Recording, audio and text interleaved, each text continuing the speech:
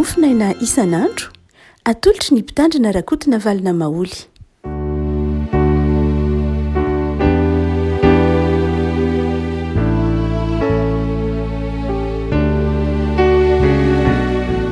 Faly mirahaba antsika ry avako malalatra ary ity talata fahatelo ambin'ny folo ny volana jona ity ny mofinaina voalahatra ho antsika anio dia ny bokin'ny asan'ny apôstôly toko fahaenina ambin'ny folo.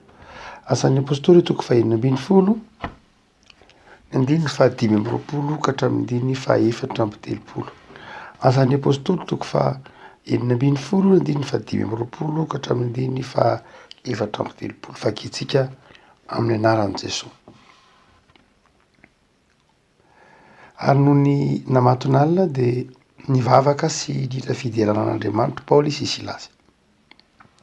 Ary nihaino azy nifatotra, ary nisy horohorontany mafy dia mafy avy tampoka ka niozongozona ny fanorenan'ny tranomaizina. Dia niaraka tamin'izay ny varavarana rehetra ary niva avokoa ny fatoran'izy rehetra.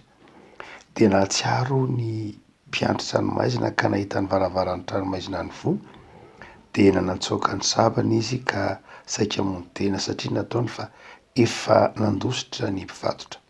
Fa Paoly niantso tamin'ny feo mahery ka nanao hoe aza mamono tena fa ato ihany zay rehetra. Ary izy niantso jiro dia nikaretsaka niditra sady tora-kofotra ka niankohoka teo anatrehan'i Paoly sy Silasy. Ary rehefa niditra nivoaka izy roalahy dia hoy izy, Tompo, inona ny mety ataoko mba hovonjena? Dia hoy izy roalahy, minoana Jesosy Tompo dia hovonjena ianao sy ny ankonanao. Ary izy roalahy nitory ny tenin'ny Tompo taminy sy tamin'izay rehetra tao an-tranony. Ary nandray azy roalahy izy tamin'izany ora amin'ny alina izany ka nanasany diakapoka ary natao batisa tamin'izay izy mba amin'izay azy rehetra. Ary rehefa niditra niakatra ao an-trano roalahy dia nosony hanina teo anoloany dia faly indrindra izy mba amin'izay rehetra tao an-tranony satria efa nino an'Andriamanitra. Ray masino, manamasinana ny fahamarinana, ny teninao no fahamarinana. Amen. Ity tantara ity afaka malala dia toy n'izay efa niresahantsika tamin'ny mofinaina herinandro vitsivitsy lasa izay, ny amin'izay asa mahagaga nataon'ny Tompo tamin'ny Paoly sy Silasy. Tamin'ny ampanaovin'ny Tompo an'i Paoly sy Silasy dia antsika tamin'ny mofinaina ny sabotsy folo ny volana jona teo. Fa eto kosa indray dia maneho ny nanafahan'ny Tompo an'i Paoly sy Silasy tao am-pigadrano. Ary fomba mahagaga no nanafahan'ny Tompo an'i Paoly sy Silasy. Raha toa ka mijery isika ny andininy vitsivitsy mialohan'io dia mahita mahatsapa fa Paoly sy Silasy dia tsy diso navelan'ny Tompo no lalovany ny zavatsarotra satria nosamborin'ny olona izy, nankalain'ny olona, nokapohina ary dia nogadraina tao an-tranomaizina. Dia tao anatin'izany fonja nigadraina izany dia nihira izy roalahy. Nihira ary reny mpifatotra rehetra tao amin'ny fonja nihira. Tamin'ny fotoana izay amaton'alina ny filazan'ny zoatra masina azy dia nisy horohorontany mafy. Ary niozongozona ny fanorenan'ny tranomaizina dia nivoha ny varavarana. Ary rehefa nivoha ny varavarana dia niva ny fatoran'izy roalahy sy ny fatoran'izy rehetra. Taitra ny mpiambina ny tranomaizina ka dia efa nihevitra fa hoe nandositra ny mpifatotra. Dia saika hamono tena. Tamin'ny Romanina moa dia raha vao mandositra ny gadra dia ny mpigadra no ny mpiandry gadra zany na ny mpiandry fonja no saziana satria nandositra satria toy ny namela ny mpifatotra nandositra dia ny mpiandry fonja no hiarany sazy mafy ary izay nahatonga reto mpiandry fonja ity namono tena, mikasa hamono tena satria fantany ny zavatra miandry azy. indrindra teo amin'ny kolotsaina romanina tamin'ny fotoanandro teny hoe ny famonotena dia tsy midika mihitsy hoe lâcheté na fahakanosana fa midika fijoroana. Noho zany dia ny safidy ny amony tena ity mpiandro fonja ity raha ohatra ka noheveriny hoe efa lasa nandositra ny mpifatotra. Ka ny sitaoratazay fotoan'izay indrindra no nytenenan'ny Paoly Silasy hoe aza mamony tena fa zay angetsy nandositra aty any zahay. Dia nametraka fanontaniana tamin'ny Paoly Silasy hoy ny fitantaran'ny Lukazy ilay mpiandro fonja teny hoe inona moa nataoko zany mba ataoko mba hovonjena. Tena maly izy hoalamana hoe mino an'i Jesosy tompo te hovonjena ianao sy ny ankonanao. Ity teny izy ro lahy ity mety tena mampahery anao, mino an'i Jesosy tompo te hovonjena ianao sy ny ankonanao. Inona moa le hoe mino ary vonjena amin'inona? Mino an'i Jesosy. Raha mino an'i Jesosy ianao de hovonjena ianao sy ny ankonanao. Finoana miteraka famonjena, finoana miteraka famonjena ilay olona sy ny ankonany. Favonjena amin'inona zany ilay olona sy ny ankonany. Raha toa ka mamaky ilay andrin-tsotra masina tsika de mazava io amin'ny mofrainy andininy fa 5 ka hatramin'ny 7 de mazava fa hovonjena amin'inona. Voalohany de izao, ny finoana an'i Jesosy dia manokatra varavarana, manokatra ny varavarana mikatona, manokatra ny varavaran'ny fonja. Ny finoana an'i Jesosy de miteraka fanafahana, miteraka fahafahana sy fanafahana. Finoana mahavonjy, zay no ambarany Luka eto. Ny finoana de tsy hoe fahatakarana ny sitrapon'Andriamanitra ihany. Ny finoana de tsy hoe atota-pahalalana ny soratra masina, na fahaizana tsy anjery ny soratra masina, na fahaizana tsy anjery ny teolojia, fa ny finoana dia fahatokina ny herin'Andriamanitra. Ny finoana de fahatokina fa Andriamanitra de tia antsika.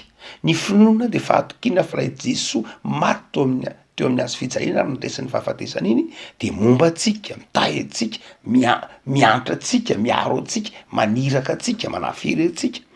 Am'izay fotoan'izay ny finoana de praxis hoy ny teny grika, zany hoe ny finoana de zavatra pratika, zavatra iainana. Ary zay finoana iainana zay no tianyity soratra masiny ty ho azotsika manao hoe inona ary ny ataoko mba hovonjena. De raha tsorina de zao, iaino ny finoana an'i Jesosy, iaino ara-piaro amin'ny fiainanao ny finoana an'i Jesosy. Ary rehefa iainana sy ampiarina ny finoana dia na de ny varavarana mikatona aza de misokatra. Jean Calvin de nanazava Andriamanitra manao hoe amin'ny fiainan'ny olombelona de mety misy varavarana mikatona. Fa raha mikatona amin'ny varavarana anankiray ho Calvin de zao, misy varavarana hafa indray sokafan'Andriamanitra. Teolojian'ny Calvin momba varavarana misokatra zany de zao manao hoe tena misy mihitsy amin'ny fiainan'ny olombelona, amin'ny fiainan'ny mpino, varavarana mikatona, akaton'Andriamanitra na mikatona noho ny zavatra maro samy hafa. Fa izao kosa amin'ny katona ny varavarana iray de zao misy varavarana maro hafandray misokatra izy ho Calvin. Fa izao amin'ny alalan'ny finoana no ahitanao ny varavarana misokatra io. Andriamanitra tsy mamela ny mpanompony mihidy ao anatin'ny fonjan'ny fahakiviana, na ao anatin'ny fonjan'ny tahotra, na ao anatin'ny fonjan'ny faharesena, fa Andriamanitra manokatra varavarana.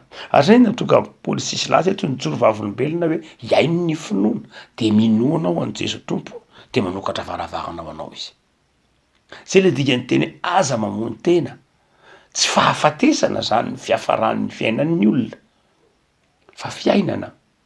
Afaka malala amin'ny fotoana zay mbola eritreretan'ny olona, satria moa ny olona mandrakariva de olon'ny saina. Ao anatin'ny fomba fijery atao hoe calviniste ihany dia protestanta manana fomba fijery anankiroa momba ny fahagagana.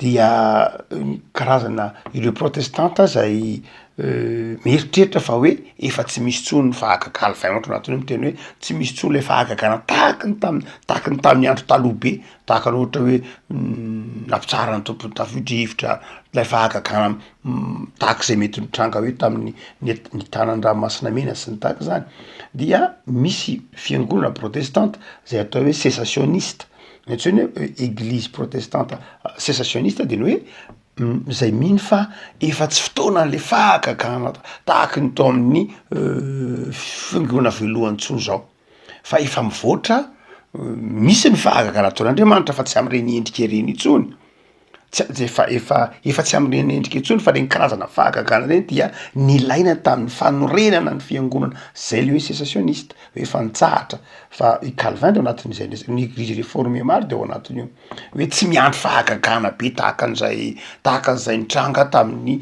Ancien Testamenta taloha tsony fa misy kosa ny fiangonana protestante sasany indrindra ny luterana de mbola mino sy ny évangélique dia ireo ataontsika hoe continutioniste ny continutioniste de mieritreritra manao hoe mbola mitohy le fahagagana tahaky ny taloha ihany mbola misy zava-baovao ihany ataon'Andriamanitra fahagagana ataon'Andriamanitra ihany tsika tsy adefitra hoe inona ny marina cessationiste ve sa continutioniste ve ny marina tsy zay fa ny zavatra mitranga de zao io arakaraka ny finoanao arakaraka ny finoanao Andriamanitra tsy miova arakaraka ny finoanao sy arakaraka ny fomba fiasan'Andriamanitra Andriamanitra tsy azotsika terena fa Andriamanitra koa nefany afaka mbola manao zavatra zay tiany atao Andriamanitra de malalaka souverain afaka manao zay tiany atao Andriamanitra fa amin'ny boky ny asan'ny apôstôly zany de mazava manao hoe io de zao tena miankina amin'ny finoanao Andriamanitra tsy miova fa miankina amin'ny finoanao dia eto zany dia ny finoana tia lioka tantaraina amin'ny asan'ny apôstôly ty satria miloka eno ny asan'ny apôstôly ny loatra asan'ny apôstôly de tia anao zay atakaratsika fa hoe io finoantsika io rehefa iainatsika de misy zavatra be de be zay eritreretana hoe tsisy vahaolana fa amin'Andriamanitra tsy misy zavatra tsisy vahaolana amin'ny fotoana ilatsahan'ny olana de amin'Andriamanitra minofa eoko ny vahaolana Andriamanitra tsy mametraka olana de tsisy vahaolana tsy marina zany amin'ny soratra masina fa amin'ny fotoana inoana hoe io eo misy olana de miaraka am'izay ko milatsaka ny vahaolana fa izao inona ny mahatonga anao atakatra ilay vahaolana eo ankilanao ny finoana dia izay nahatonga azy reo raha nikatra de ny hira tao an-tranomasina tao an-tranomasina de ny hira midikany hoe ny hira izy de milaza finoana sy fahatokinan'Andriamanitra de nideran'Andriamanitra izy ary ny filazany 520 ny hira fiderana ny vavaka tamin'Andriamanitra ny finoana revako malala raha mbola eritreretintsika hoe mahavita zavatra tsika raha mbola eritreretin'izay tsika hoe vitatsika le izy tsy miasa ny finoana fa amin'ny fotoana eritreretanao amin'ny fotoana zay ahatsapana hoe za tompo tena toatra ny tapitalakalea zany tsy manakale afa-tsy eo aminao ho aiza mo tompo tsy manana vahaolona fa eo aminao ihany vahaolona tompo tsy manakale tsony afa ianao no antenaiko amin'ny fotoana ahatsapahtsika na iantorahantsika eo amin'ny tompo anao hoe za tompo tena tsy tafavoaka fa ianao ny anterako de miasa ny finoana fa raha mbola mieritreritra isika manao hoe vitany saitsika io mahay zavatra tsika manatsaintsika be fifandraisantsika matanjaka tsika am'izay fotoan'izay dia tsy hoe tsy asan'Andriamanitra kory le izy fa zay le tenen'ny Calvin hoe cessationiste am'izay fotoan'izay de zao ny finoanao zany miasa am'ireo zavatra mety ho manodidina anao reo fa ny zava-dehibe de izao amin'ny fotoana zay tena ahatsapana ohatran'ireo boka ny teny tompo zay ty voahiliky ny fiarahamonina vonjeo zahay fa roahan'ny olona vonjeo zay fa tsy jeren'ny olona na lay tahak'ilay marary my paralysisa amin'ny fotoana zay tena ahatsapantsika hoe tsy manakale mihitsy ara fa ao amin'ny tompo ny tena miatoraka am'izay vao miasa amin'ny finoana arabaky teny raha ity fiantsaraka ny arata ity asan'ny apôstôly ty revako malala minoany Jeso tompo de vonjenao sy ny ankonanao vonjena amin'inona ary lay ianao sy ny ankonanao vonjena amin'inona, vonjena amin'ny fahaterena, vonjena amin'ny hoe ray Andriamanitra raha miaraka aminao anatin'ny tokantranonao anatin'ny ankohonanao de mahavonjy anao, vonjena amin'ny zavatra mety ho mamatotra ilay tokantrano, vonjena amin'ny zavatra mety ho manidy ny fisainana, vonjena amin'izay mety ho zavatra hoe mangeta tsy ahafahana mivoatra, tsy ahafahana mifaly, tsy ahafahana mandroso, finoana manafaka zany. Ka iainana ny tia milioka takatritsika eto, io finoanao io de manafaka anao, io finoanao io de mahatonga anao afaka mahita ny fitiavan'Andriamanitra. Fa ny faharoa de izao revako malala, minoa ny Jeso Tompo teo vonjena ianao sy ny ankohonanao, dia lay finoana koa de izao manjary manova ny toetranao.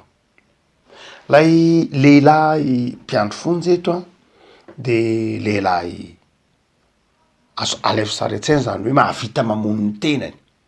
Marina ho tsika teo fa ao anatin'ny toe-tsaina romanina de dia tahaky ny toe-tsain'ny japonais amin'ny vanim-potoana ankehitriny le manao antsoina hoe harakiri de ohatr'izay koa ny romanina, zany hoe tsy tiany hoe afa-baraka de mamono tena de am'izay fotoana zay tsy fahafaham-baraka fa voninahitra indray aza. De alevo sara an-tsaina zany mpiandry fonjy zany, ny toetrany zany mpiandry fonjy zany. Ary io izy rehefa niona tamin'ny tompo tamin'ny alalan'ny Paoly sy Silasy de nitenenan'i Paoly sy Silasy manao hoe minoa ny Jeso Tompo de vonjena sy ny ankohonanao, de inona ny zavatra tsapany? Lasa izy nitsabo azy roalahy. Afahana amin'inona zany lay olona? Afahana amin'ny antsoina hoe sentiment de culpabilité. Io zany lay lehilahy avy nikapoka mafy azy roalahy, mpiandry fonjy zany. Ny mpiandry fonjy zany a teo amin'ny miaramila romanina de olona tsy mitsitsy zany, olona mikapoka mafy, tsy natao hoe hanampitamby zany fa natao hikapoka mafy. Ary zay mahatonga le rendininy fa telo amby roapolo manao hoe andininy faharoa amby roapolo hoe ka nasiny nokapohina tamin'ny kasainy nokapohina tamin'ny hazo, nokapohina mafy tamin'ny hazo mihitsy a izy roalahy. Dia arak'izany ny mpiandry fonja de olona tsy natao hamindra fotsiny, tsy mamaly fantaina hoe tokony kapohako mafy azy tokony kapohako mafy, fa satria ny lehibeny manatrika azy eo de mikapoka mafy izy. Ary zay mahatonga ny hoe de nijaly naratra izy roalahy. Saingy rehefa niona tamin'ny tompo ilay mpiandry fonja de ina natao eo am'dimy faharoa amby telopolo sy fahatelo amby telopolo dia nentiny tany an-tranony izy a, dia tamin'iny aliny a de nanasa ny diakapoka tamin'izy roalahy. Zany hoe mitory fanafahana lay sentiment de culpabilité, le fahatserovan-tena ho diso tao amin'ity ity mpiandry fonja ity a, de nomen'Andriamanitra fotoana izy tamin'ny vokatry ny finoana nahafahany niarina. Ny amy lafin'ny psykôlôjia afaka malala, ny sentiment de culpabilité a de miteraka tsy fahafahana mivelatra. Ny fananan'ny olona ny fanamelohan-teny io de mahatonga ny olona miondrika lava, mahatonga ny olona mahatsiaro resy lava. Rehefa ny olona ny mahatsiaro hoe bedy lava, tenenin-dava, batibatiana lava, aratsiana lava, tsaraina lava ho tsy mahavita na inona de zao manjary mora resy izy. Satria manjary manana fanamelohan-tena. Ary betsaka ny olona izay hitatsika eny amin'ny fiarahamonina eny manana fanamelohan-tena. Satria ny fahazazany a mety ho bedy lava izy, voatrerona lava izy, tsy mba noenoina am'izay mety ho fahalemeny de ny tenenina lava amin'ny fahalemen'ny sainy na ny fahalemen'ny ataoko hoe zay mety ho eny amin'ny vatany, de mety olona indray mety ho ny bikany de nanamelo anazy, ny fomba fiasany de ho nanamelo anazy, ny ataony rehetra mety ho nanamelo anazy avokoa. De am'izay fotoan'zay manjary olona miondrika, olona mora resy, olona tsy mana fanapahan-kevitra, olona tsy mahajoro. Ny fanamelohan-tena de mahatonga olona tahak'izany. Fa zavatra antranga eto de zao lay finoana tao anatiny ity miaramila ity na lay mpiandry fonja ity de zao nahatonga azy afaka mikarakara azy randray. Manasitrana ny fionana amin'ny tompo ry havako malala, ny fionana amin'ny Jesoa de mahatonga antsika afaka satria mahatsiaro famelan-keloka, mahatsiaro famitsoran-keloka mihitsy aza de manjary afaka, ary rehefa afaka de izao misokatra amin'ny hafa. Io a ity lehilahy ty lay mpiandro fonja fa izao nanjary mikarakara azy reo lahy de nanome azy sakafo de nampiatrano azy tao an-trano ary dia nosony io ny 1930 nosony hanina teo anoloany dia faly indrindra mba amin'izy rehetra tao an-trano. Ny finoana ry havako malala de manafaka ny olona am'ilay antsony hoe fanamelohan-tena. Ny finoanan' Jesosy de mahatonga fifaliana ao atokantrano. Betsaka ry havako malala ny tokantrano izay fantatsika fa kitabataba lava, korotan-dava, kitakita lava, fifanesona, zany mety ho hita ao anatin'ny tokantrano indraindray. Ary izay ny tokantrano ny ity mpiandro fonja ity satria olona kizitina ny tenany aza vonoany ny alaisozaratsyana avy mikapoka olona, avy midaroka olona, miandro fotsiny fa nahoana moa zany mety ho fitoetran'ity olona ity. Fa rehefa nino an' Jesosy de zao nanjary tonga ny tao atokantrano ny fifaliana.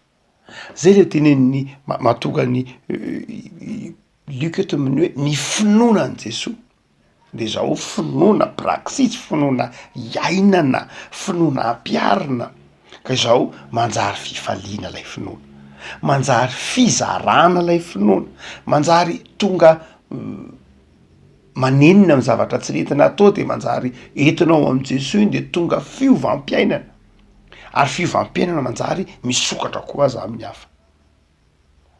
Ny teny malagasy hoe mino azay matetika verimberintsika eto de misotro ny hoe nazahoana ny teny hoe fampinomana. Ny teny malagasy hoe mino zay misotro a dia mazava ho azy ny teny ho azy ny hoe ny misotro de zao raha miteny zany hoe mino a dia anankiray am'izay andikana ny teny hoe mino de toy ny hoe misotro a.